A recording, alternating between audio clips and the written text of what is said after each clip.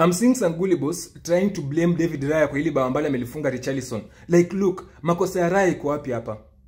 Raya hafai kukaa kwa box, hafai kukaa kwa goli yake na yeye ni sweeper keeper. Katika modern football, goalkeepers wako na key role kwa sababu goalkeepers ndio wanaona uwanja kabisa. Kwa hivyo goalkeepers kwa sababu wao ndio wanaona uwanja vizuri, wao wanasonga karibu wakati ambapo mpira unafaa kuchezwa, wakati ambapo hakuna hatari. Na mchezaji Zubimendi alikuwa na options na alikuwa na space ya kuweza kumake the pass. Kulikuwa na pass ya kumake kwa mchezaji Nketiah, kulikuwa na pass ya kumake kwa mchezaji Saliba, na kulikuwa na pass ya kuregesha kwa Raya, na kulikuwa na pass ya kupiga mbele kuweza kuenda kwa attack. Lakini mchezaji Zubimendi aliamua kuweza kuenda kwa msitu wa wachezaji wa Spurs. Katika kule kuenda kwa msitu wa wachezaji wa Spurs, akapoteza mpira kwa mguu wake mchezaji Bentancur. Na wakati ambapo alipoteza mpira kwa mchezaji Bentancur, mchezaji Richarlison alikuwa ashaona kwamba David Raya amekuja mbele kungoja pasi yake Zubimendi, na hapo akahit the ball katika spot ambayo mchezaji Zubimendi alipotezea mpira. Kwa hivyo kwa modern football,